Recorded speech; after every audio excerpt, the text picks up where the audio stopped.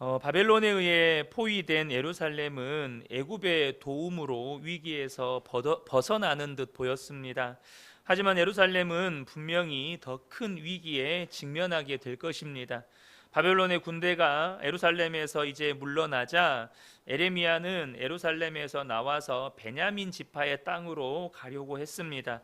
11절과 12절을 보면 갈대아인의 군대가 바로의 군대를 두려워하여 예루살렘에서 떠나매 예레미야가 베냐민 땅에서 백성 가운데 분깃을 받으려고 예루살렘을 떠나 그리로 가려 하여, 지금 베냐민 땅에서 분깃을 받으려고 예루살렘을 떠나서 베냐민 지파의 땅으로 갔다라고 소개하고 있습니다. 예레미야는 베냐민 지파에 속한 아나돗 지역 출신인데요. 시위대 뜰에 갇혀 있을 때 이 아나돗에서 밭을 구매했습니다. 예레미야 32장 8절과 9절을 보면 여호와의 말씀과 같이 나의 숙부의 아들 하나멜이 시위대 뜰 안 나에게 와서 이르되 청하노니 너는 베냐민 땅 아나돗에 있는 나의 밭을 사라.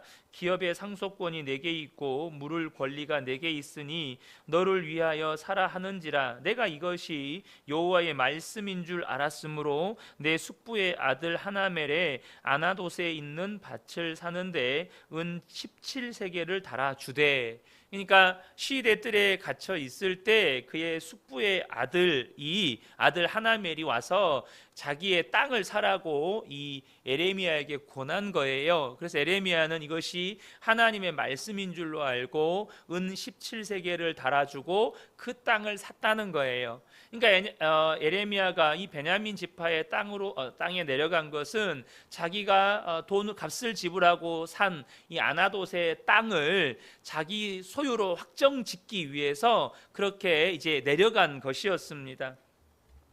그러나 수문장은 에레미야가 바벨론에 항복하려고 가는 줄로 오해를 하고 그를 잡아서 서기관 요나단의 집에 가두게 됩니다. 15절을 보면 고관들이 노여워하여 에레미야를 때려서 서기관 요나단의 집에 가두었으니 이는 그들이 이 집을 옥으로 삼았더라. 에레미야는 이곳에서 뚜껑이 있는 웅덩이에 며칠 동안 갇혀 있게 됩니다.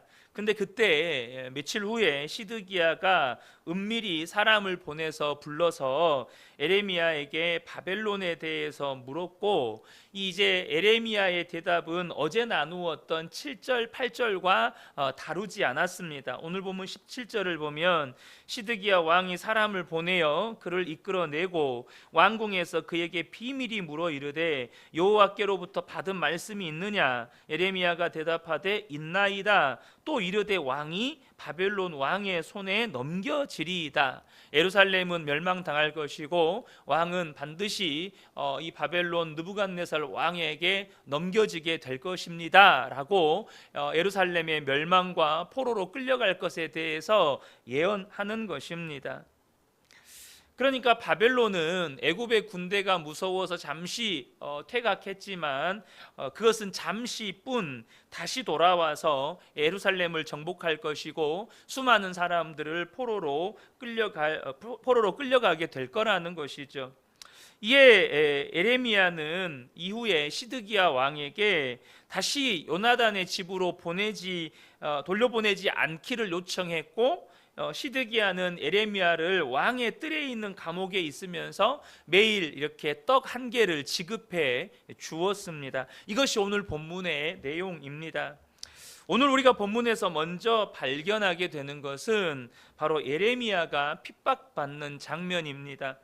베냐민 땅으로 가려던 에레미야가 수문장에게 잡혀 고관들에게 끌려가서 뚜껑 있는 웅덩이에 던져졌는데 이 뚜껑은 안에서 한 사람이 열 수가 없게 되어 있습니다. 그러니까 누가 밖에서 열어주지 않으면 그 질퍽질퍽한 웅덩이 안에 몇 날이고 갇혀 지내야 하는 것이죠.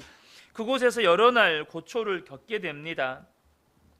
그렇게 예레미야가 이렇게 감옥에 갇히게 된 이유는 남유다에 대한 심판과 또 바벨론에게 항복할 것을 예언한 에레미야가 못마땅한 이 고관들이 행한 핍박이었다는 것입니다. 자기들이 듣기 싫은 자기들이 정말로 원하지 않는 이 저주의 말씀, 징계의 말씀, 심판의 말씀을 전하는 예레미야가 너무너무 싫은 거예요. 그런데 여러분, 중요한 사실은 이러한 고난과 핍박이 예레미야만의 특별한 일이 아니었다는 사실입니다. 하나님을 대적하는 세상은 하나님을 따르는 하나님의 사람들을 싫어합니다. 여러분 기억하십시오. 하나님을 대적하는 세상은 하나님을 따르는 사람들을 싫어합니다. 이스라엘의 대표적인 악한 왕 중에 한 사람인 북이스라엘의 아합 왕이 가장 싫어했고 핍박했던 선지자가 엘리야였습니다. 왜냐하면 엘리야 그는 하나님만을 따를 뿐만 아니라 오직 타협하지 않고 하나님의 말씀만을 전했기 때문입니다. 아합 왕은 엘리야를 이렇게 불렀습니다. 열왕기상 18장 17절을 보면 엘리야를 볼 때 아합이 그에게 이르되 이스라엘을 괴롭게 하는 자여 너냐? 그러니까 아합 왕은 엘리야를 부를 때 이스라엘을 괴롭게 하는 자라고 불렀어요. 그런데 왜 이스라엘을 괴롭게 하는 자라고 아합이 불렀을까요? 그것은 이 아합의 죄 때문에 하나님께서 이스라엘의 기근, 가뭄의 심판을 내리셨는데 그것을 선포한 자가 엘리야였기 때문입니다. 엘리야는 하나님의 말씀을 다르게 각색하지 않았습니다. 사람들과 타협해 가면서 그들에게 듣기 좋은 말로 이렇게 포장해서 듣기 좋은 말로 이렇게 포장해서 선포하지 않았습니다. 당신들의 죄 때문에, 아합 왕의 죄 때문에, 이세벨 여왕의 죄 때문에, 이스라엘 백성들의 죄 때문에 하나님께서 지금 이스라엘 땅에 이전에도 없었던 기근을 내릴 것이다. 수년 동안 들에서 풀 한 폭이 자라지 않을 것이다. 이렇게 하나님의 심판의 말씀을 전했습니다. 열왕기상 17장 1절입니다. 길르앗에 우고하는 자 중에 디셉 사람 엘리야가 아합에게 말하되 내가 섬기는 이스라엘의 하나님 여호와께서 살아계심을 두고 맹세하노니 내 말이 없으면 수년 동안 비도 이슬도 있지 아니하리라 하니라. 여러분, 이것은 이스라엘을 괴롭게 만든 건 아합 왕 자신이에요. 아합 왕과 이세벨 여왕과 그들로 말미암아 시작된 우상 숭배와 악한 죄 때문에 하나님께서 이스라엘에게 기근이라고 하는 심판을 내리신 거예요. 엘리야는 단지 하나님의 말씀을 그대로 전했을 뿐이에요. 하나님은 그런 엘리야를 통해서 아합에게 내기를 제안하게 하십니다. 그것은 하나님이 진짜 신인지 바알과 아세라가 진짜 신인지 서로 가려보자는 것이었습니다. 아마 그 결과는 다 알고 계실 겁니다. 그날 갈멜산에 모인 모든 바알과 아세라 선지자들은 이스라엘 백성들에게 죽임을 당합니다. 그런데 여러분, 그렇게 하나님의 승리를 맛본 엘리야가 겪은 결과는 무엇이었습니까? 열왕기상 19장 2절을 보면 이세벨이 사신을 엘리야에게 보내어 이르되 내가 내일 이맘때에는 반드시 내 생명을 저 사람들 중 한 사람의 생명과 같게 하리라. 그렇게 하지 아니하면 신들이 내게 벌 위에 벌을 내림이 마땅하니라 한지라. 엘리야는 이세벨의 협박을 받게 되고 그것이 두려워서 광야로 도망을 가게 됩니다. 지금 무엇을 여러분들에게 말씀을 드리고자 하는 것이냐면, 여러분, 세상은 하나님을 따르는 사람들을 싫어합니다. 세상은 진리를 타협하지 않는 여러분 성도들을 싫어합니다. 특별히 진리를 따라 세상과 분명하게 구별된 삶을 살아가는 성도들을 더욱 싫어해요. 진리를 타협하지 않아요. 그래서 그 진리를 따라서 세상과 구별된 삶을 사는 사람들을 싫어해요. 왜냐하면 그런 사람들은 세상에 비치기 때문에 그 사람의 존재 자체로 세상의 죄와 악함을 드러내기 때문입니다. 세상과 구별된 삶 자체가 세상의 죄와 악함을 드러낸다는 거예요. 그러니까 그 사람이 있음으로 말미암아 나는 무슨 사람이 되는 거예요? 악한 사람이 되는 거예요. 그 사람이 있음으로 말미암아 내 죄가 드러나게 되는 거예요. 그 사람이 나와 한 공간에, 한 부서 안에, 한 회사 안에, 한 직장 안에 함께 있음으로 인하여서 내 죄가 드러나게 되는 거예요. 저 사람은 업무 시간에 성실하게 일해요. 게으름 피우지 않아요. 요령 피우지 않아요. 회사가 정한 회사 규칙을 지켜요. 막 영업하면서 회사 돈을 막 자기 마음대로 남용하지 않아요. 그러니까 그 사람이 있는 것 그 자체로 내가 악한 사람이 되는 거예요. 나는 회사 돈을 빼돌리는 사람, 나는 회사에서 게으른 사람, 성실하지 못한 사람, 그냥 존재 자체로 내 악함이 드러나게 된다니까요. 그래서 세상은 여러분 하나님을 따르는 사람을 싫어합니다. 진리를 타협하지 않는 사람들을 싫어해요. 그러므로 저와 여러분이 예수님을 따라 살기로 결단했다면 세상에서 미움받을 것도 각오하셔야 합니다. 예수님도 제자들에게 이런 말씀을 하셨습니다. 요한복음 15장 19절에 너희가 세상에 속하였으면 세상이 자기의 것을 사랑할 것이나 너희는 세상에 속한 자가 아니요 도리어 내가 너희를 세상에서 택하였기 때문에 세상이 너희를 미워하느니라. 하나님의 택함 받은 백성들, 예수님을 따라 살아가는 예수님의 사람들은 세상으로부터 미움받는다는 거예요. 마태복음 24장 9절에도 그때의 사람들이 너희를 환난에 넘겨주겠고 너희를 죽이리니 너희가 내 이름 때문에 모든 민족에게 미움을 받으리라. 예수님의 이름 때문에 그리스도인들이 모든 민족에게 미움을 받게 된다는 거예요. 사랑하는 성도 여러분, 저와 여러분이 예수님을 믿고 예수님을 따르기로 결단했다면 또 한 가지를 각오하셔야 합니다. 그것은 세상에서 미움받을 것을 각오하셔야 한다는 거예요. 세상에서 여러분 손가락질 당하고 조롱당하고 비난당할 것을 여러분들이 각오하셔야 한다는 것입니다. 저와 여러분이 지금까지 예수를 믿었는데 예수를 믿은 것 때문에 세상에서 고난 당해 본 적이 없다면, 세상에서 미움 받아 본 적이 없다면 그것은 예수를 잘못 믿고 있는 겁니다. 저와 여러분이 정말로 예수님을 믿고 예수님을 따르는 삶을 살았다면 여러분, 저와 여러분의 인생의 경험 가운데 반드시 세상에서 미움받는 경험이 있게 됩니다. 그런 의미에서 여러분, 이 땅에서 만사 형통을 가르치는 것은 바른 가르침이 아닙니다. 그것은 예수님의 가르침에서 벗어난 가르침이에요.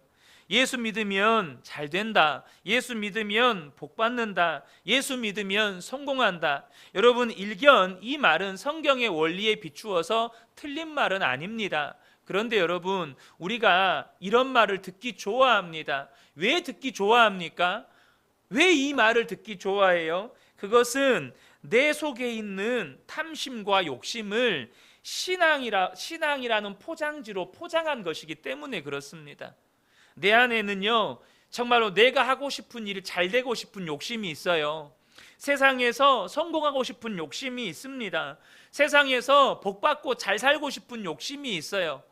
그것을 신앙이라는 포장지로 이렇게 싸는 거예요. 보기 좋게 싸는 거예요. 교회 안에, 그래서 세상에서 좋은 직업을 갖고 돈을 많이 벌고 사회적으로 성공한 지위에 오른 사람들을 향해서 우리는 너도 나도 박수를 쳐줍니다. 믿음 좋은 사람이라고. 여러분, 그러면 사도 바울은 절대 믿음 좋은 사람이 아닙니다. 스데반도 믿음 좋은 사람이 아니에요. 예수님의 12제자 가룟 유다를 제외한 11제자가 여러분 믿음 좋은 사람들이 아닙니다. 왜 그렇습니까? 다 순교했기 때문입니다. 다 비참한 죽음을 맞이했기 때문입니다. 사도 요한은 물론 이렇게 오랫동안 생존했지만 여러분, 죄수의 신분으로 반모섬에 유배되었습니다. 스데반은 복음 전하다가 돌에 맞아 죽었습니다. 여러분, 그럼 그 사람들은 다 믿음 안 좋은 사람이 되는 거예요.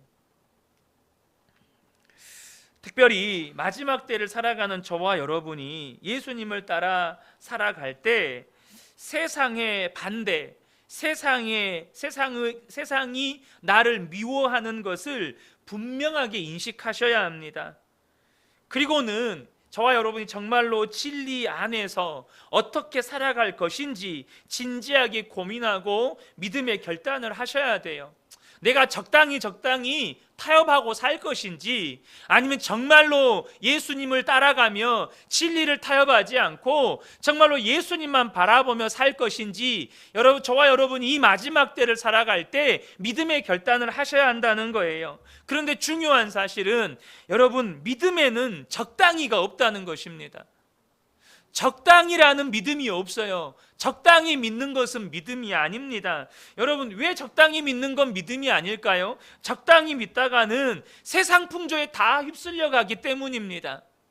적당히 믿다가는 세상이 미워하는 그 고난을 견딜 수가 없기 때문입니다. 적당히 믿으면 여러분, 세상의 미움 앞에, 세상이 주는 고난 앞에 다 적당히 타협하게 됩니다. 예수님은 마지막 때에 대해서 이런 경고를 하셨어요. 계시록 12장 12절을 보면, 그러므로 하늘과 그 가운데 거하는 자들은 즐거워하라. 그러나 땅과 바다는 화 있을진저 이는 마귀가 자기의 때가 얼마 남지 않은 줄을 알므로 크게 분내어 너희에게 내려갔음이라 하더라. 지금 이 마지막 때를 향하여서 예수님께서 말씀하시기를, 마귀가 자기의 때가 얼마 남지 않은 것을 알고 크게 분노하여서 이 땅 가운데 내려오는 세대라고 말씀합니다.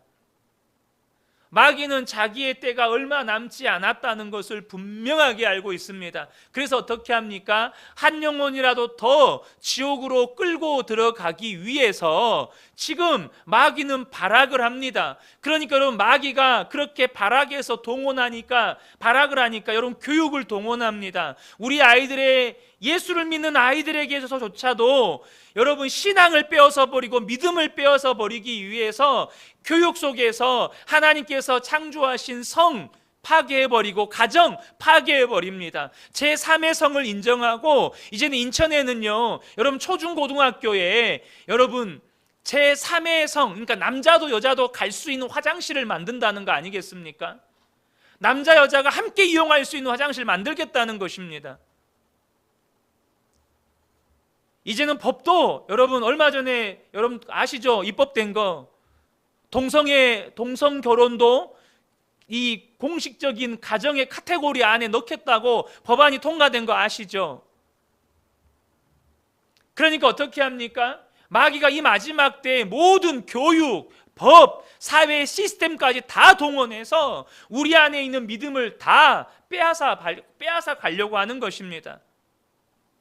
우리 자녀들이 이제는, 여러분, 제가 우리 아이들한테요, 우리 미래 세대들한테요, 제가 어지간하면, 특별히 여학생들 같은 경우는, 여자아이들 같은 경우는 몸에 터치하지 않으려고 해요.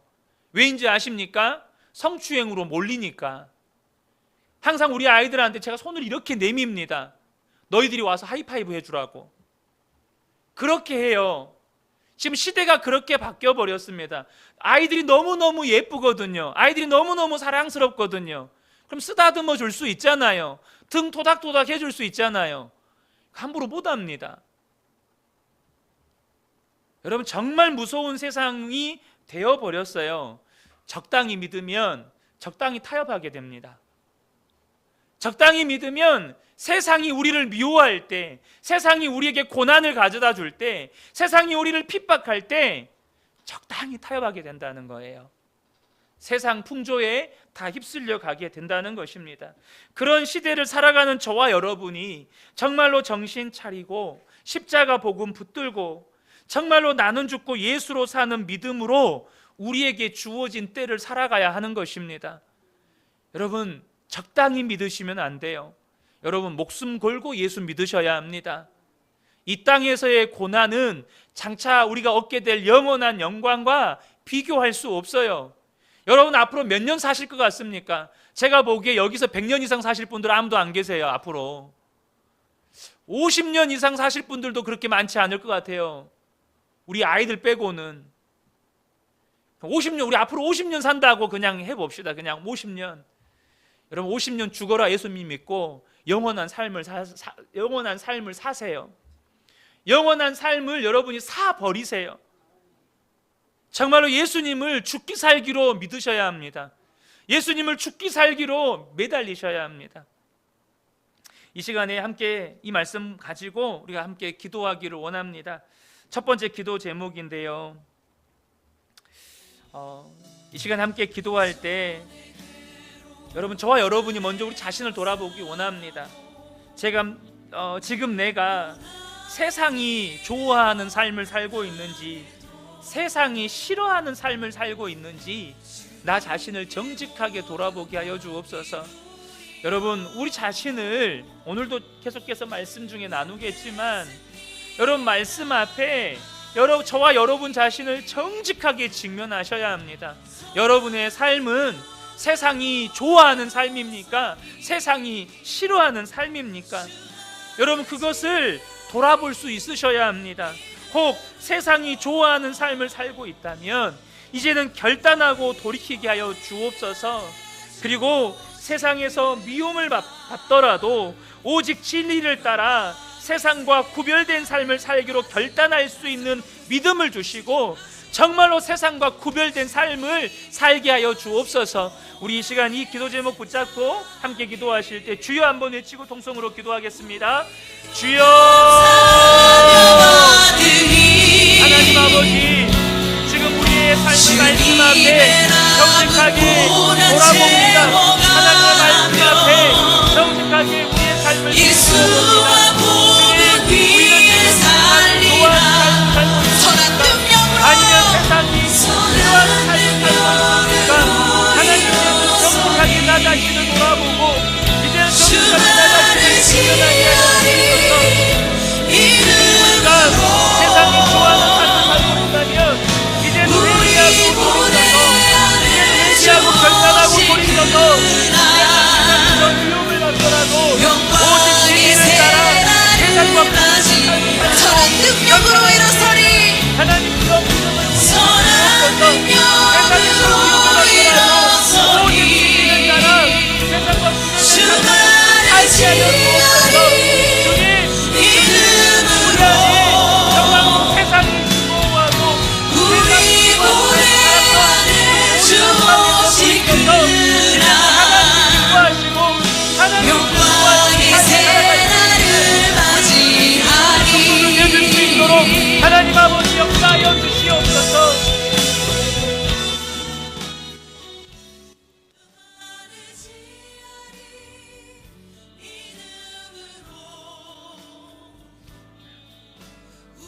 두 번째 기도 제목입니다.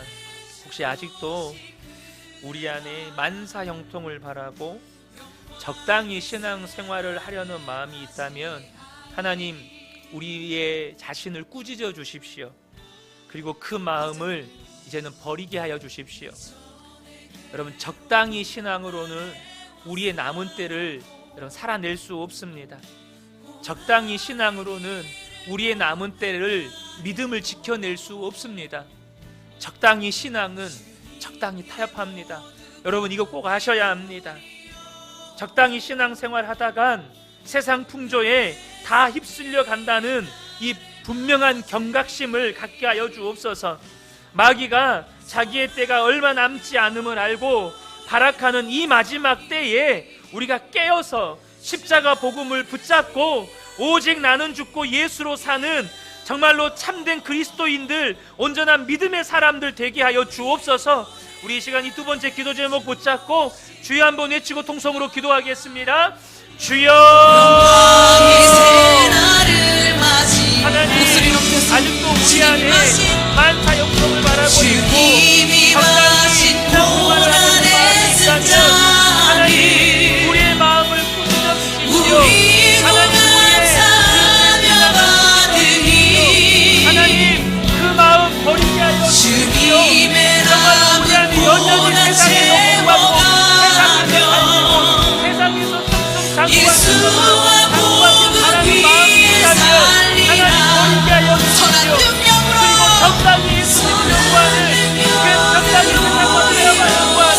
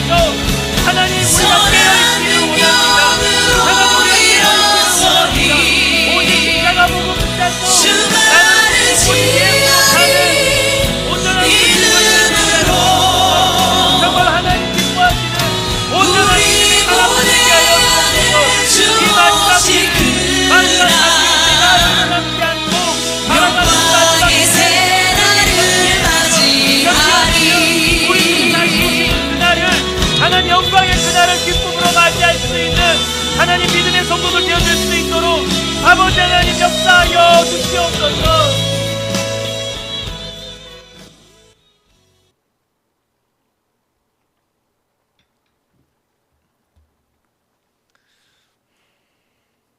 계속해서 말씀을 나누기를 원합니다. 이제 웅덩이 속에 있던 에레미야에게 시드기야가 찾아와서 시드기야가 사람을 보내서 에레미야를 왕궁으로 부르고 그에게 주님의 뜻을 묻습니다. 앞서도 잠깐 소개해드린 것처럼 에레미야의 예언은 이전과 달라지지 않습니다. 유다는 멸망하게 될 것이고 시드기야는 바벨론 왕의 손에 넘겨지게 될 것이라고 전합니다. 여러분, 시드기야가 에레미야를 불러서 그렇게 주님의 뜻을 물었다는 건 뭘 의미할까요? 그것은 이 시드기야가 에레미야를 하나님의 사람으로 인정했다는 뜻입니다. 그러니까 에레미야를 불러서 하나님의 뜻을 묻지 않았겠습니까? 그렇다면 비록 에레미야를 통해서 증거되는 말씀이 자기의 기대나 자기가 원하는 것과 다를지라도 여러분, 그 말씀을 들어야 하지 않겠습니까?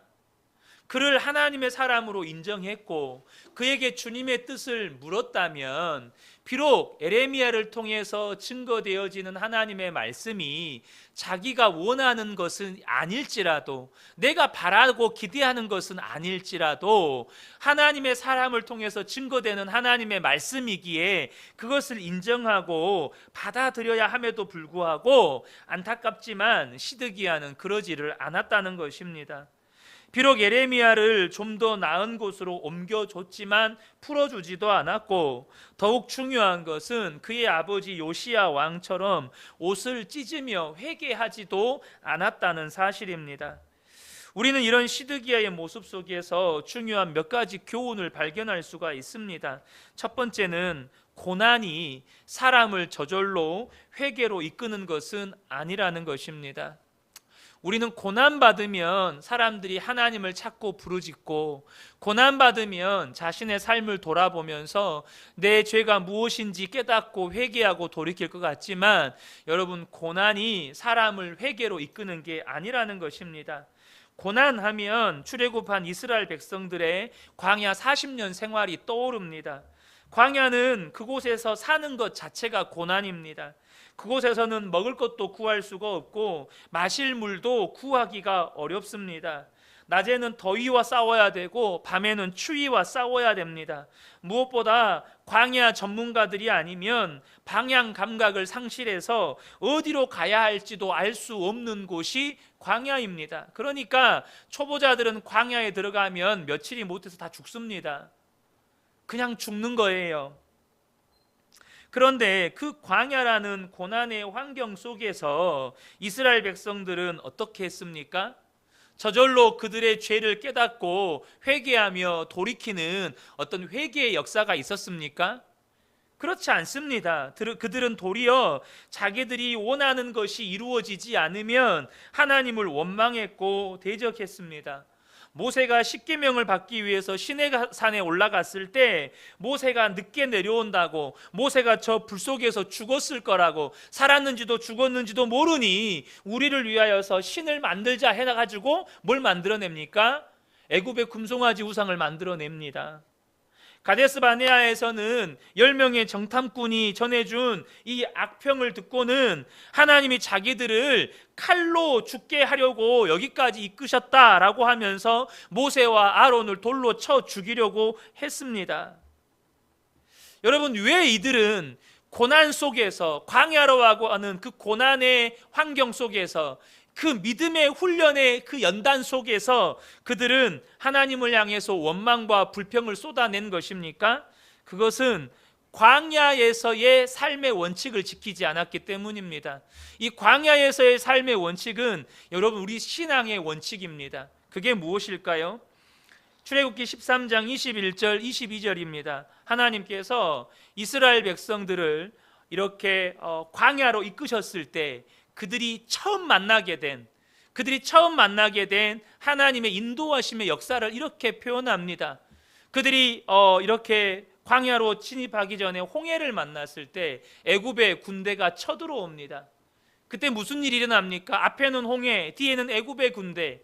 그러니까 하나님께서 흑암으로 그 사이를, 애굽의 군대와 이스라엘 백성들 사이를 갈라놓으시고 하나님의 불기둥이 임하여서 애굽의 군대가 접근하지 못하도록 막아주십니다. 그때 처음으로 불기둥이 그곳 가운데 임재하는 사건이 일어납니다. 그리고 홍해가 갈라지고 광야로 들어갔을 때 구름기둥이 그들 앞에 나타나기 시작합니다. 그리고 구름기둥이 그들을 인도합니다. 낮에는 구름기둥, 밤에는 불기둥. 출애굽기 13장 21절 22절입니다. 여호와께서 그들 앞에 가시며 낮에는 구름기둥으로 그들을 인도하시고 밤에는 불기둥으로 그들에게 비추사 낮이나 밤이나 진행하게 하시니 낮에는 구름기둥 밤에는 불기둥이 백성 앞에서 떠나지 아니하니라. 구름기둥과 불기둥이 백성에게서 떠나지 않았다. 이것을 오늘날로 표현하면 예수님이 우리 안에 계셔서 우리를 떠나지 않았다, 이런 의미입니다. 그러니까 그들은 낮에는 구름기둥으로 밤에는 불기둥으로 그들과 함께 하시는 하나님을 바라보는 것이 광야에서의 삶의 원칙이었습니다. 고난 속에서 그들이 살아갈 수 있는 삶의 유일한 원칙은 뭐냐면 구름기둥과 불기둥을 밤낮으로 바라보고 사는 것이었습니다. 주야로 하나님을 바라보고 사는 것이 여러분 광야에서 살 수 있는 유일한 삶의 원칙이었어요. 하나님은 가나안 땅에 입성할 때까지 한 번도 구름기둥과 불기둥으로 해서 불기둥이 그들에게서 떠나신 적이 없습니다. 가나안 땅에 입성할 때까지 구름기둥과 불기둥이 떠나지 않으셨어요. 그런데 여러분 이 생각해 보셨습니까? 그들이 시내산에서 금송아지 사건으로 하나님께 반역을 할 때 대낮이었잖아요. 그때 구름기둥이 함께 있었을까요? 없었을까요? 그때도 구름기둥이 함께 있었습니다. 구름기둥이 여전히 그들과 함께 있었어요. 근데 그들이 뭐 합니까? 구름기둥이, 하나님이 여전히 그들과 함께 계시는데 그들은 한쪽에서 금송아지 만들어 놓고 우상 숭배합니다. 여러분, 가데스 바네아에서 10명의 정탐꾼의 악평을 듣고 하나님이 칼로 우리를 죽이려고 하신다라고 말하면서 악을 지르면서 모세와 아론을 돌로 쳐 죽이려고 할 때 그때 구름기둥이 함께 있었을까요? 없었을까요? 구름기둥이 함께 있었습니다. 한 번도 하나님의 구름기둥과 불기둥은 가나안 땅에 들어갈 때까지 떠나신 적이 없습니다. 그런데 왜 그들은 원망하고 불평했고 하나님을 대적했습니까? 그들의 시선을 구름기둥과 불기둥에 두지 않았기 때문입니다. 그들이 그들과 함께 계시는 하나님을 바라보지 않았기 때문입니다. 그들의 시선이 먹을 것이 없는 것, 마실 것이 없는 것, 혹은 고기가 없는 것, 혹은 그들이 10명의 정탐꾼이 쏟아낸, 보지도 않았지만 본 적이 없어요. 12명을 제외하고는 가나안 땅을 보지도 않았어요. 10명의 정탐꾼이 쏟아낸 그 악한 말에 그들의 모든 시선을 두었습니다. 주님이 함께 계셨음에도 불구하고 그들은 그들의 시선을 하나님께 두지 않고 그들의 처한 상황과 환경 혹은 사람들이 전해주는 그 말에 온통 그들의 시선과 마음을 쏟았기 때문에 여러분, 그들은 광야에서 회개는커녕 원망과 불평과 하나님을 대적하다가 그곳에서 다 죽게 된 것입니다. 사랑하는 성도 여러분, 예수님이 우리와 함께 계십니다. 아멘이십니까? 예수님은 성령으로 우리 안에 함께 계십니다. 그런데 우리의 시선을 그 예수님께 두지 않고 내가 처해 있는 어떤 상황이나 환경에 내 시선을 빼앗기면, 내 마음을 빼앗기면, 사람들이 전해다 주는 그런 악한 말에 내 마음을 빼앗기면 예수님이 나와 함께 계셔도 내가 비록 고난 속에 있어도 그 고난이 나를 회개로 이끄는 것이 아니라 오히려 더욱더 하나님, 그 고난 때문에 하나님을 원망하고 불평하다가 망하는 인생을 살게 되는 것입니다. 또 한 가지 우리에게 주는 교훈은 뭐냐면 사람은 훈계를 들을 줄 알아야 한다는 것입니다. 훈계는 나의 죄의 실상과 나의 믿음의 실체를 깨닫게 합니다. 그래서 훈계를 들을 줄 아는 사람은 자신의 죄를 깨닫고 회개하는 사람이 됩니다. 여러분 훈계를 들을 줄 아는 여러분 복된 성도님들이 되시기를 축복합니다. 사람은 훈계를 들을 줄 알아야 돼요. 비록 내가 듣기 싫은 말이고 내가 원하는 말씀이 아니고 정말로 내가 바랬던 것은 하나님이 지켜주실 거예요. 바벨론 군대 쳐들어와도 하늘에서 하나님이 불 내려가지고 싸그리 저들을 다 죽여버릴 겁니다. 걱정 안 하셔도 됩니다. 절대 안 망합니다. 반드시 승리합니다. 이 말 듣고 싶었어요. 이 말 듣고 싶었다고요. 여러분, 그런데요, 그 말은 사람을 살리지 못합니다. 왜요? 우리의 죄의 실상을 보지 못하도록 우리의 눈을 가리고 우리의 믿음의 실체를 보지 못하도록 우리의 믿음을 가려버리기 때문입니다. 여러분, 훈계를 들을 줄 모르는 것은 사실 무서운 일이에요. 잠언 기자는 말합니다. 잠언 12장 1절에 훈계를 좋아하는 자는 지식을 좋아하거니와 징계를 싫어하는 자는 짐승과 같으니라. 하나님의 훈계를 들을 줄 모르는 사람은 짐승과도 같대요. 그러니까 여러분, 내가 듣기 싫은 말을 들을 줄 모르는 사람은 짐승하고 똑같대요. 잠언 15장 32절에 훈계를 받기 싫어하는 자는 자기의 영혼을 경히 여김이라 견책을 달게 받는 자는 지식을 얻느니라. 훈계 듣기를 싫어하는 사람은 자신의 영혼이 구원받는데 관심이 없다는 뜻이에요. 나는 천국 가든 지옥 가든 뭐 상관없다 이거예요. 근데 견책을 달게 받는 자는 지식을 얻게 된대요. 어떤 지식일까요? 하나님에 대한 지식이에요. 하나님 나라에 대한 지식이에요. 영원한 생명에 대한 지식입니다. 여러분, 그래서 여러분 다윗은요, 자기에게 비판하는 말을 들려줄 수 있는 친구를 항상 옆에 두었습니다. 자기가 듣기 싫어하는 말을 자기에게 해줄 수 있는 친구를 옆에 두었어요. 우리나라 최고 통수권자인 대통령에 대한 비판 여론이 굉장히 높습니다. 그런데 그 이유 중에 하나가 무엇입니까? 국민들의 요청이나 주변 사람들의 조언에 귀를 기울이지 않기 때문입니다. 여러분, 사람은 기본적으로 자기 귀에 듣기 좋은 말은 잘 듣지만 자기 귀에 듣기 싫은 말, 비판의 말은 여러분 잘 듣지 않으려는 경향이 있습니다. 혹 누군가 나를 비판하거나 나에 대해서 안 좋은 말을 하면 막 눈에다가 쌍심지를 켜고 내가 언제 그랬냐고, 네가 봤냐고 막 이렇게 달라듭니다. 이게 사람의 본성이에요. 그런데 여러분, 훈계를 듣지 못하는 그것이 나 자신을 망치는 길이라는 사실을 저와 여러분이 아셔야 합니다. 훈계를 들을 줄 모르면 그 사람은 반드시 망합니다. 왜요? 자신의 죄의 실상을 몰라요. 자신의 믿음의 실체를 볼지를 못해요. 시드기야가 에레미야에게 주님의 뜻을 물었지만 에레미야를 통해 전해진 하나님의 뜻은 자기가 기대하고 원하는 바가 아니었어요. 그 후에 그의 선택은 자기가 듣기 싫은 말들은 다 거부하는 것이었습니다. 그는 회개하지 않았습니다. 돌이키지 않았어요. 무슨 말입니까? 회복의 기회를, 그에게 주어진 회복의 기회를 스스로 걷어차버렸다는 것입니다. 여러분, 하나님께서 저와 여러분에게, 제가 계속해서 이 예레미야서 말씀을 나누면서 반복해서 아마 나누었던 말씀인 것 같아요. 저와 여러분에게 듣기 싫은 말, 저와 여러분을 질책하는 말, 책망하는 말씀을 하시는 건 우리에게 회복의 기회를 주시는 은혜입니다. 우리에게 회복의 기회를 주시고자 함이에요. 그런데 시드기야가 어떻게 합니까? 귀를 막습니다. 마음을 돌이키지 않아요. 삶을 돌이키지 않습니다. 그래서 그는 결국 비참하게 바벨론의 포로로 끌려갑니다.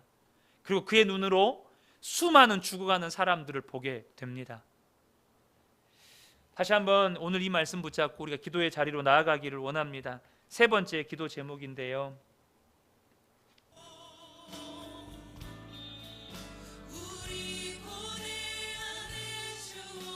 그럼 사람이 고난 받는다고 저절로 회개하는 거 아닙니다. 고난 받는다고 다 하나님을 찾는 것도 아닙니다. 먼저 우리가 깨달아야 될 건, 여러분, 고난이 우리를 저절로 회개로 이끄는 것이 아니라는 사실을 우리가 분명하게 알게 하여 주옵소서. 고난 속에서, 광야에서 살아가는 삶의 원칙, 고난 속에서 고난 속에서 다시 일어설 수 있는 삶의 원칙, 그것은 고난 속에서도 주님을 바라보는 것입니다. 우리가 고난 속에서 주님께 시선을 두지 않으면 오히려 그 고난 속에서 우리의 인생이 더 비참해진다는 것 또한 알게 하여 주옵소서. 그래서 우리가 고난 속에 있을 때 상황이나 형편에, 사람의 말에 나의 마음과 시선을 빼앗기지 않게 하시고 더욱더 주님을 바라볼 수 있는, 구름기둥과 불기둥으로 함께 하셨던 그 하나님을 바라볼 수 있는 믿음을 우리에게 허락하여 주옵소서. 우리 이 시간에 주여 한번 외치고 통성으로 기도하겠습니다. 주여, 하나님 아버지, 주님이 마신 고난의 승자는 우리를 저절로 우리도 감사하며 받으니 주님의 나가 고난 채워가며 예수와 모든 위에 살리라. 선한 능력으로 주님을 바라보지 않으면 오히려 고난 속에서 우리의 인생이 더 비참해진다는 것을 분명하게 알고 하나님 깨닫게 하시고 경각심을 갖게 하여 주옵소서. 우리가 고난 속에 있을 때 하나님 사랑이나 형편이나 우리의 경계에 우리를 않게 하여 주십시오. 영광의 새날을 맞이 선한 능력으로 일어서리. 선한 능력으로 일어서리. 주만을 지으리.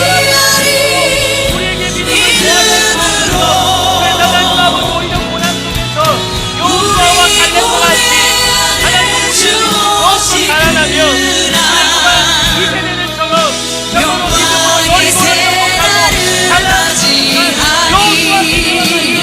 믿음의 세대를 낼 수 있도록 하나님 아버지 역사하여 주시옵소서.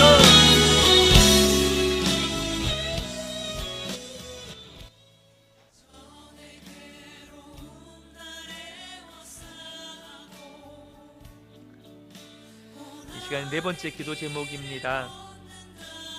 이 시간에 함께 기도할 때에는 주님, 우리가 주님의 훈계를 들을 줄 아는 겸손한 마음을 허락해 주옵소서. 여러분, 주님의 훈계를 들을 줄 모르는 사람은 여러분 망하는 길로 가는 것입니다. 주님 분명히 우리를 칭찬하고 격려하십니다. 그러나 때로는 우리를 훈계하십니다. 왜냐하면 우리가 연약하기 때문입니다. 우리는 실수 많이 하고 우리는 또 죄와 타협할 때도 많고 넘어질 때 많습니다. 그래서 때로는 하나님이 우리를 훈계하십니다. 근데 그 훈계를 들을 줄 아는 사람에게 소망이 있는 것입니다. 주님의 훈계가 우리의 죄악의 실상과 믿음의 실체를 드러낼 때 인정할 수 있는 용기를 주옵소서. 여러분, 그것이 믿음입니다. 주님, 그렇습니다. 내가 그런 죄인입니다. 내가 그렇게 하나님 앞에 그렇게 부족하고 연약한 사람입니다. 여러분, 인정할 줄 아는 것이 믿음이고 진정한 용기입니다. 무엇보다 주님이 훈계하실 때 그것이 우리에게 회복의 기회를 주시는 것임을 알게 하셔서 즉시 깨닫고 돌이켜서 하나님이 기뻐하시는 길로 나아가게 하여 주옵소서. 우리 이 시간 이 네 번째 기도 제목 붙잡고 함께 기도하실 때 우리 주여 한번 외치고 통성으로 기도하겠습니다. 주여, 하나님 아버지, 우리 안에 겸손한 마음을 허락해 주시오. 영광의 새날을 맞이 선한 능력으로 일어서리. 망하는 길로 들어서는 사람이 선한 능력으로 일어서리. 우리의 죄악의 주만을 지으리. 이름으로 인정할 수 있는 용기를, 그러한 믿음을 우리 고뇌 주 오실 그날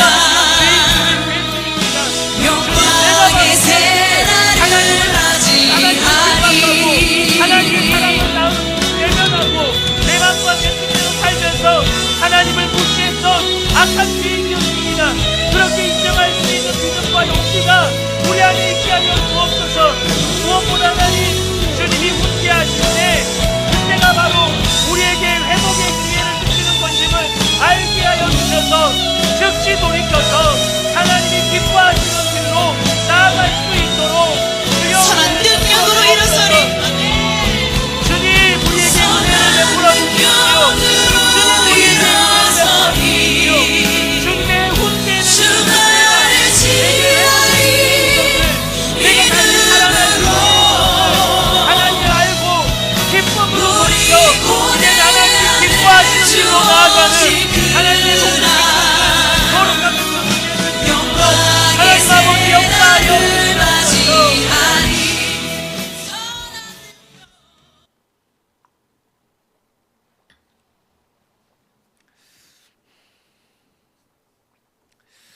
에레미야는 주님의 뜻을 묻던 왕에게 한 가지를 요청합니다.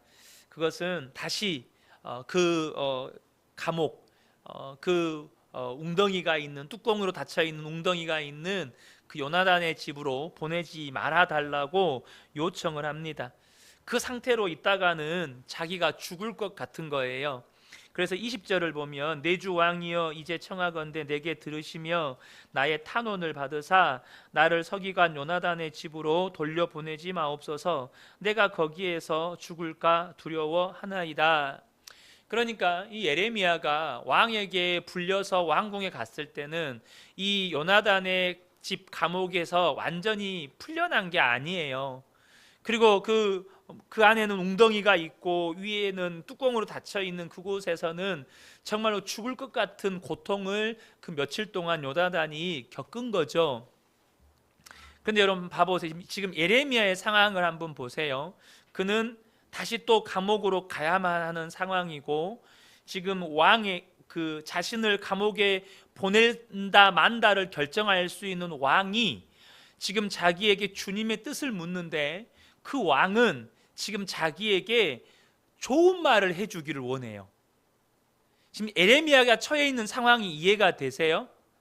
에레미야는 감옥에서 죽을 것 같은 고통을 겪다가 잠깐 왕이 불러서 나왔는데, 그 왕은 자신을 다시 감옥으로 돌려보낼 수 있는 권한이 있고, 그 왕이 주님의 뜻을 물을 때 지금 자기에게 자기 귀에 듣기 좋은 말을 들려주기를 원하고 있다는 거예요. 여러분 갈등이 되겠어요? 안 되겠어요? 왕이 듣기 싫어하는 하나님의 말씀을 그대로 전하면 다시 왕이 기분 나빠서 너 다시 감옥으로 가. 지금 이럴 상황이에요. 근데 그곳에서 에레미야는 죽음의 공포를 느꼈어요. 그럼 어떻게 해야 돼요? 내가 좀 왕의 비위를 좀 맞춰야 되지 않겠습니까? 왕의 비위를 좀 맞춰서 왕이 듣고 싶어하는 이야기를 좀 적당히 좀 포장해가지고 적당히 좀 이렇게 하면 그래도 피할 수 있습니다. 이미 심판은 확정됐지만 이렇게 하면 좀 피할 수도 있을 것 같습니다. 내지는 아니요 절대 그렇지 망하지는 않을 겁니다. 뭐 이렇게 좀 왕이 듣기 좋아하는 말로 적당히 타협할 수 있지 않겠습니까? 분명히 에레미야는 갈등했을 거예요.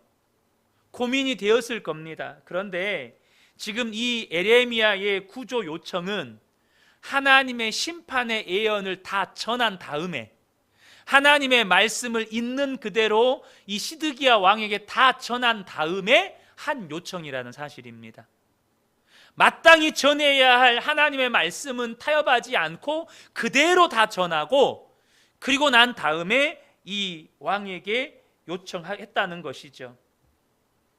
그가 얼마든지 타협하려고 생각했다면 시드기야 왕이 듣기 좋아하는 말을 해주고 감옥에서 나와서 다른 부패한 제사장이나 선지자들처럼 편안한 삶을 살 수 있었을지도 모릅니다. 그러나 에레미야는 자기의 상황이 절박했고 죽음의 공포까지 느꼈지만 주님의 말씀을 바르게 전하는 것을 더 중요하게 여겼다는 사실입니다. 예수님께서 십자가를 지시기 전에 겟세마네 동산에서 기도하실 때 인간이 경험해야 할 극한의 공포 속에서 육신의 본성을 따르지 않고 하나님의 뜻이 이루어지기를 구하셨습니다. 여러분, 사람은 절박해지면 나도 모르게 본성을 따르기가 쉽습니다. 지금 그분들의 행동을 동의하거나 지지할 수는 없지만 일제강점기 때 신사참배에 동참했던 많은 신앙의 선배들이 있었습니다. 왜 그런 여러분 선택을 했을까요? 본성을 따른 것입니다. 목숨의 위협이 두려웠던 거예요. 신사참배를 거부했을 때 겪어야 할 고문과 죽음이 두려웠던 것입니다. 그분들의 행동이 옳다는 게 절대 아닙니다. 기독교는 반드시 그 부분에 대해서 여러분 비판받아야 합니다. 그런데 여러분, 내가 그 상황에 처하면 나는 결코 타협하지 않을 것이라고 여러분 장담할 수 있습니까? 내가 그 상황에 처하면 나는 절대 타협 안 해. 나는 목에 칼이 들어와도 절대 타협 안 해. 여러분 그렇게 장담할 수 있습니까? 사람의 본성은 생각보다 강력합니다. 아니, 생각보다 강력한 정도가 아니라 너무나도 강하기 때문에 우리가 그렇게 끊어보려고 애를 쓰는데도 죄의 습관들이 끊어지지 않습니다. 왜 그렇습니까? 죄의 종로로 다는 자아가 그렇게 강하기 때문입니다. 죄의 본성이 그렇게 강하기 때문에 내가 끊어내려고 해도 안 끊어지는 것입니다. 무엇보다 사람은요, 한 번 고통을 겪게 되면 다시 그 고통을 겪는 게 두렵습니다. 여러분, 남자들한테 2번 군대 가보라 해보세요. 나는 군대 가겠습니다 하는 남자들 그렇게 많지 않습니다. 여러분, 우리 여자 어머니들이요, 둘째 날 때가 더 어려웠잖아요. 둘째 날 때가 더 힘드셨잖아요. 왜요? 이미 첫째 낳아봤으니까.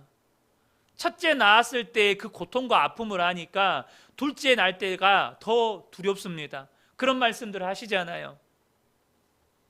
그러니까 에레미야는 그 감옥에서 죽음의 공포를 느꼈기 때문에 다시는 그곳에 가고 싶지가 않았어요. 그러나 하나님의 뜻을 전하는 것과 타협하지는 않았습니다. 하나님의 뜻을 전하는 것을 여러분 절대 타협하지 않았어요. 그 모든 하나님의 뜻을 다 전하고 왕에게 요청하는 것입니다. 여러분, 어떻게 에레미야는 타협하지 않고 주님의 말씀을 그렇게 바르게 전할 수 있었습니까? 분명 그 순간 하나님께서 분명히 약속하셨잖아요. 우리를 핍박하는 자들 앞에 설 때 주님께서 우리와 함께 하셔서 반드시 할 말을 주시고 감당할 수 있는 은혜를 주시겠다고 말씀하셨잖아요. 분명히 그 순간 하나님께서 힘과 용기를 주셔서 먼저 타협하지 않고 하나님의 예언의 말씀을 다 전하고 왕에게 요청할 수 있도록 그에게 은혜를 주셨을 거예요. 그런데 어쩌면 그것보다 더 중요한 것이 있습니다. 오늘 설교 제목과도 연관이 있는데요. 에레미야의 그 선택은 에레미야의 축적된 삶의 결과물이었다는 것입니다. 에레미야의 삶의 축적의 결과물이었다는 거예요. 우리는 몇 달 전에 이미 새벽 예배 때 에레미야서 1장부터 쭉 나누어 왔습니다. 지금 에레미야서를 2번째 이제 후반부를 나누고 있는 거죠. 우린 계속해서 에레미야의 삶을 나누었어요. 에레미야는 자기가 원하고 바라는 것보다 하나님의 뜻을 더 중요하게 여기는 일상의 삶을 살아왔습니다. 본문의 이 행동, 그러니까 죽음의 공포 앞에서조차 타협하지 않고 하나님의 말씀을 먼저 있는 그대로 전할 수 있었던 것은 하나님의 뜻을 더 중요하게 여겼던 그의 일상의 삶이 축적되어서 나온 결과물이라는 것입니다. 여러분, 고난 속에서도 하나님께 신실할 수 있는 열쇠는, 우리가 죽음의 공포 앞에서도 하나님을 배신하지 않고 하나님께 등 돌리지 않고 진리를 타협하지 않을 수 있는 열쇠는 주님과의 친밀한 관계와 주님의 뜻을 따르는 일상의 삶의 축적에서 오는 것입니다. 매일에 반복되는 그 삶이 얼마나 능력이 있는지를 몰라요. 여러분, 여러분의 습관을 무시하지 마세요. 여러분, 사람이요, 무언가를 반복하잖아요. 그러면 습관이 됩니다. 습관이 지속되잖아요. 그러면 그것이 그 사람의 삶이 됩니다. 제가 예수 동행일기를 쓰자고 성도님들에게 권면하는 이유는 날마다 주님과 동행하는 삶이 우리의 습관이 되고 삶이 되게 하기 위함입니다. 날마다 우리의 삶을 점검하는 것이 우리의 삶이 되게 하기 위함입니다. 여러분, 삶은 무서운 겁니다. 왜요? 자연스럽게 그 행동과 그 선택과 그 말이 나오거든요. 이게 이미 삶이 되어버린 사람은요, 너무나도 자연스럽게 어떤 위기의 상황이 나오면 그것이 삶이 되어버린 사람은 당연히 그 삶이 되어버린 말과 행동과 습관이 나와요. 여러분, 여러분의 위기와 고난이 왔어요. 근데 원망과 불평이 툭 튀어나와요. 그 말은 무슨 말일까요? 짜증, 원망, 불평이 그 사람의 습관이고 그 사람의 삶이라는 뜻입니다. 어떤 위기와 고난이 왔어요. 그런데 감사가 툭 튀어나와요. 그 말은 무슨 말일까요? 감사가 그 사람의 습관이고 삶이라는 뜻입니다. 믿음이 그 사람의 습관이고 삶이라는 뜻이에요. 얼마나 그것이 능력이 있는지 몰라요. 여러분, 주님과 날마다 주님의 뜻을 따르고 주의 말씀에 순종하고 주님이 기뻐하시는 길을 가는 것이 일상의 삶이 된 사람은요, 죽음과도 타협하지 않습니다. 죽음의 위기가 와도 타협하지 않아요. 왜요? 자신의 일상의 삶은 언제나 주님을 따라가는 것이었기 때문에.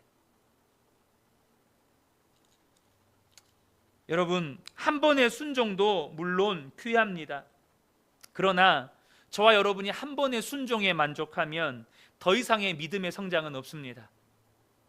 한 번의 순종은 이벤트예요. 여러분, 제가 이렇게 운동을 하잖아요. 하루 운동했다, 와! 그리고 그 다음날부터 운동 안 해요. 그럼 어떻게 됩니까? 다시 도루묵입니다. 한 번의 순종이 똑같습니다. 한 번 순종했어요. 주님 감사합니다. 제가 순종했어요. 그 다음날부터 순종을 안 해요. 그 순종은 아무런 의미가 없어집니다. 근데 오늘도 순종하고 내일도 순종하고 매일매일 순종해 가면 순종은 삶이 됩니다. 그럼 순종 그 자체로 능력이 됩니다. 매일의 삶 속에서 나의 생각과 내가 바라고 내가 원하는 것보다 주님과 친밀한 관계 속에서 주님의 뜻을 따르는 삶이, 주님과 동행하는 삶이 쌓이고 쌓일 때 고난의 위기 앞에서도 타협하지 않고 하나님이 기뻐하시는 뜻을 따르는 삶을 살아갈 수가 있게 되는 것입니다. 우리는 반드시 여러분, 죽음의 위기 앞에서 누구나 다 직면하게 됩니다. 어떤 사람도 예외 없이 죽음의 위기 앞에 서게 돼요. 여러분, 그때 죽음의 위기와 타협하지 않으셔야 합니다. 죽음의 공포와 타협하지 않으셔야 합니다. 그때도 저와 여러분이 죽음 앞에서도 주님의 뜻을 따라가셔야 합니다. 그것을 언제 준비하는 겁니까? 오늘 준비하는 겁니다. 오늘 주님을 의지하고 오늘 주님을 바라보고 오늘 주님의 인도하심을 따라가는 그 걸음을 놓치시면 안 된다는 거예요. 이 말씀 붙잡고 우리 다시 한번 기도의 자리로 나아가기를 원합니다. 5번째 기도 제목입니다.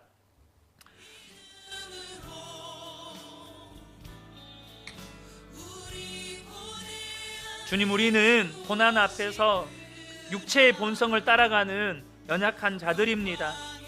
그러나 우리가 인생의 위기를 만나고 고통을 만나더라도 본성을 따라 타협하지 않고 주님의 뜻을 따르고 진리를 붙잡는 자들이 되게 하여 주옵소서. 그리하여 우리가 어떤 처지와 형편에 있든지 주님의 뜻이 나를 통하여 이루어지는 삶을 살게 하여 주옵소서. 분명히 우리는 연약하지만 우리 안에 계신 주님이 그렇게 하실 수 있습니다. 우리 이 시간 이 기도 제목 붙잡고 우리 주여 한번 외치고 통성으로 기도하겠습니다. 주여!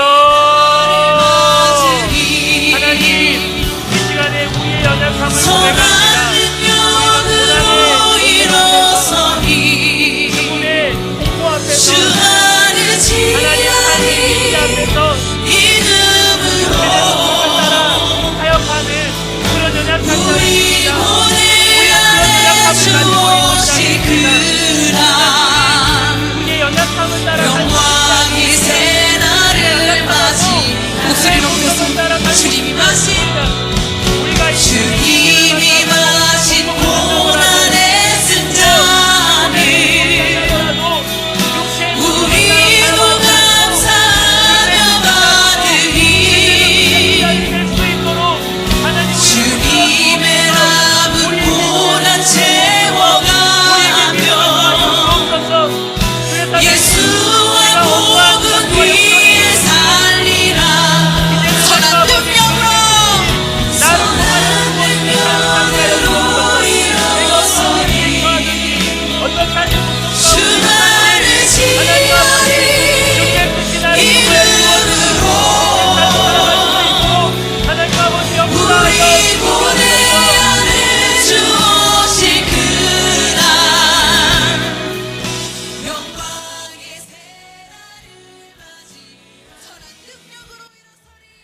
시간 마지막 기도 제목입니다. 여러분 한 번의 순종도 정말 귀합니다. 칭찬받고 격려받아 마땅한 일입니다. 그러나 저와 여러분이 한 번의 순종으로 만족하면 더 이상의 믿음의 성장은 없습니다. 아니, 다시 믿음이 원상복귀 돼버립니다. 오늘 순종하고 내일은 순종이 없잖아요. 그럼 다시 믿음이 제자리로 돌아가 버립니다. 주님, 우리가 한 번의 순종이 귀하지만 한 번의 순종에 만족하지 않게 하여 주옵소서. 고난의 위기 앞에서 타협하지 않고 주님이 기뻐하시는 뜻을 따르는 삶은 매일의 삶 속에서 나의 생각과 내가 바라고 원하는 것보다 주님과 친밀한 관계 속에서 주님의 뜻을 따르는 삶이 쌓이고 쌓였을 때 나타나는 삶의 결과인 것을 우리가 이제는 분명하게 알게 하시고 날마다 그런 삶을 살게 하여 주옵소서. 매일매일 순종하게 하여 주옵소서. 매일매일 주님이 기뻐하시는 뜻을 따르게 하여 주옵소서.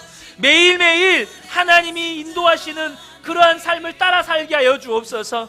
그래서 우리가 죽음의 공포 앞에서도 타협하지 않고 주님이 기뻐하시는 뜻을 이루는 복된 주의 자녀들 되게 하여 주옵소서. 또 오늘 주신 말씀 속에서 여러분에게 주신 마음의 소원들, 또 여러분 안에 자녀들과 또 주변에 믿지 않는 자들과 또 교회와 나라와 민족을 위해서 주신 마음의 소원들을 붙잡고 이 시간 마음껏 기도하시다가 여러분 돌아가시면 좋겠습니다. 우리 주여 한번 외치고 통성으로 기도하겠습니다. 주여